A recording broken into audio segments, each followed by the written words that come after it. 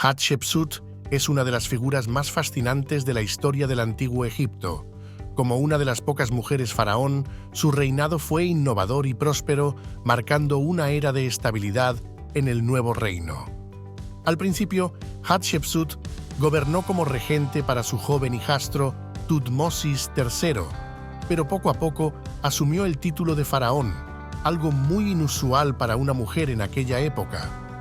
En lugar de centrarse en conquistas militares, Hatshepsut impulsó el comercio y las expediciones pacíficas, como la famosa expedición al país de Punt, que trajo riquezas y productos exóticos a Egipto.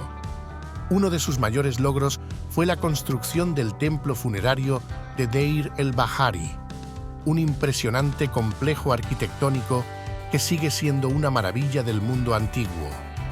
A pesar de los éxitos de Hatshepsut, su legado fue en gran parte borrado tras su muerte.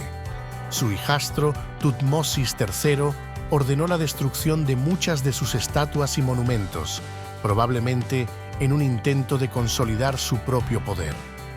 Tutmosis III, por su parte, se destacó como uno de los grandes conquistadores del nuevo reino. Bajo su mando, Egipto alcanzó su máxima expansión territorial, extendiéndose hacia Canaán y Siria.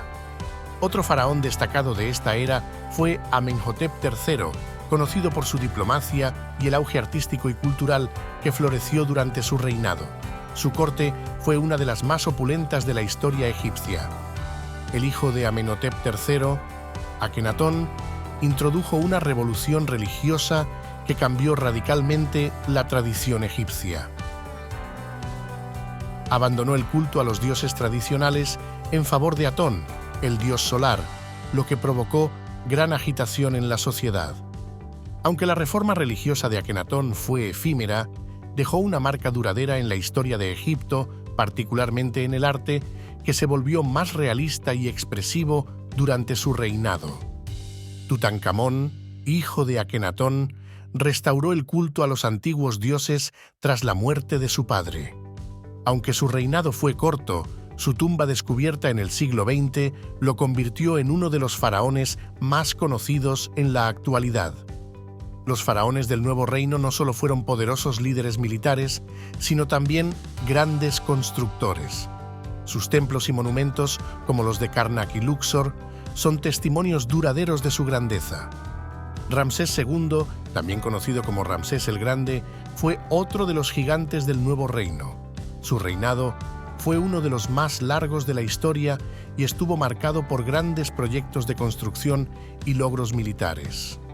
Ramsés II es especialmente recordado por la Batalla de Kadesh, una de las batallas más documentadas de la antigüedad, donde se enfrentó al Imperio hitita en un enfrentamiento épico. Además de sus hazañas militares, Ramsés dejó una huella indeleble con la construcción de Abu Simbel, un monumental templo excavado en la roca dedicado a sí mismo y a su esposa Nefertari. El Nuevo Reino también fue una era de grandes avances artísticos.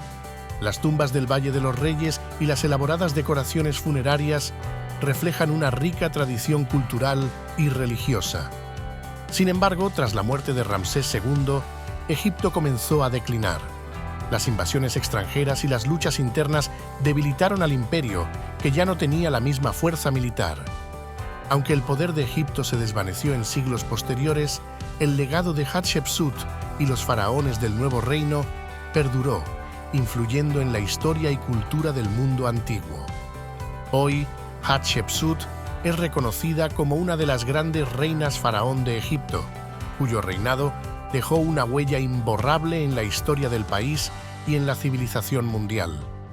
El Nuevo Reino es recordado como una época de oro en la historia egipcia, y los faraones que lo gobernaron, incluido Hatshepsut, son símbolos del esplendor y la grandeza de esta civilización.